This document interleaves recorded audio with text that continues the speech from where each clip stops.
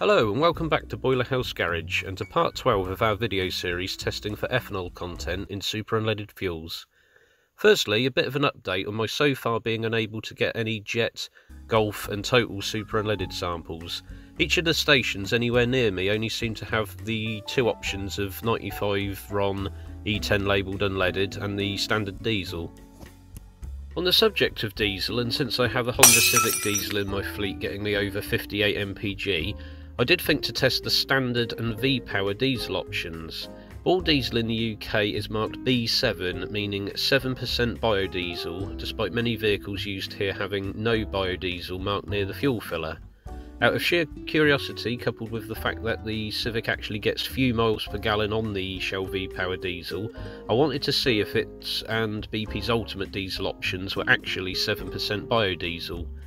Unfortunately, to test this requires an expensive analyser that I did inquire to a couple of manufacturers of the machine if I could hire one, but sadly haven't had a reply. Having looked on Golf's website to see if they do supply a super unleaded, I found out not only that they have Endurance, a 99 octane fuel, but they also have a 102 octane racing fuel available from pumps at Silverstone. The former one I'm pretty keen on seeing if it's blended with ethanol. Alas, as with Jet, none of the 4 Golf stations near me have any but the standard, but I'll keep a lookout on my travels further afield. Today's video, however, will be revisiting Shell V-Power. Even that was out of stock at many Shell stations I noticed, but eventually I got some from my nearest just outside Witney in Oxfordshire. It has been 6.5 months since my last test of this, and a long time over when the E10 mandate should have been in full swing. This is the petrol I use most, as with the 1977 Cavalier doing so few miles these days, but I will be doing the London to Brighton classic car run in a few weeks. I didn't want the fuel to go stale in the tank, nor any water ingress now that we're having some quite randomly muggy days. I've also bought a new car. Well, it's 8 years old but new to me, that I don't want to put ethanol blended fuel in either. I'll be doing some videos on this new pocket rocket once I've caught up with all the footage I'm waiting to edit. Try and guess what the car is in the comments. There are a couple of clues in this video and another I'll be uploading shortly. So, you know how this works by now. If you're new to the channel, please refer to part 3 for the testing method explained and to part 5 to see what ethanol does to the water level in the measuring cylinders. Oh no, Shell, what have you done? This line's already appearing above the 300 millilitres mark and it hasn't even settled yet. I guess it's not over by a lot, and I think it would be better to move it somewhere I know to be completely level and give it a moment to settle to determine exactly how much ethanol is present. Back after this. Today's video is brought to you by Cryptocom and their fantastic range of cashback generating steel Visa debit cards. With fuel prices as they are today, oh my God! Imagine receiving 2, 3 or even 5% cashback on not only your fuel purchases, but anything you pay for using the card with absolutely no fees, hidden or otherwise, and even paying 100% of your Spotify and Netflix subscriptions. What's more is if you click the link in the description below, you will receive $25 for free when you install the Cryptocom app and sign up to receive your card. Please feel free to comment if you need any further information on this offer or the Cryptocom app itself. Now back to the video.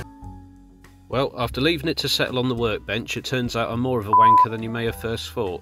The table I set up outside to look more visually appealing is obviously wonky. The water level is actually settled where we want it to, although it reads about 310 millilitres here.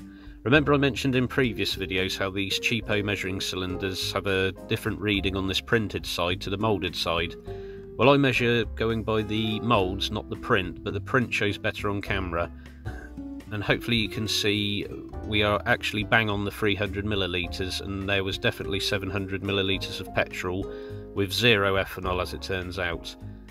Sorry for the false alarm there. Now back on the outside table, I've placed it in the centre where we're seeing better readings. It still appears to have 310 ml, but at a glance around the back it shows 300 still.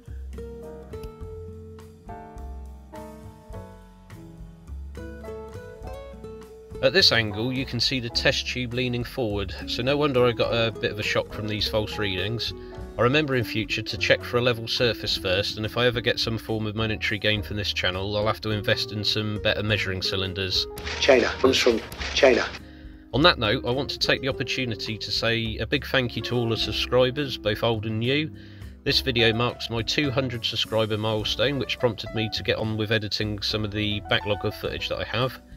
Coming up, we have a video on how to do a timing belt change, demonstrated on the Civic's 4EE2 engine, but can still give you an idea of how to do them on a transversely mounted engine.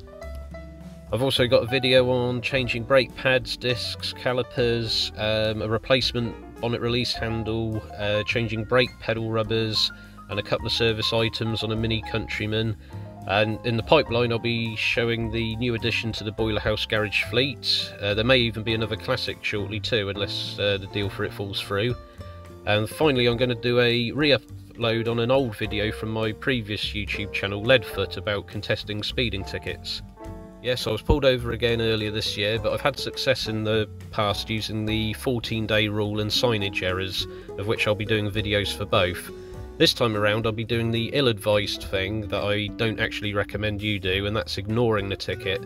I very much doubt I'll be successful in escaping it, but I've currently got a clean licence, and just once we'll see what happens, meaning that I'm sort of better qualified to advise people from personal experience. In any case, I hope it will be entertaining for you to see my likely pending misfortune. Please subscribe if you haven't already. Thanks again to all my subscribers so far, and thank you for watching.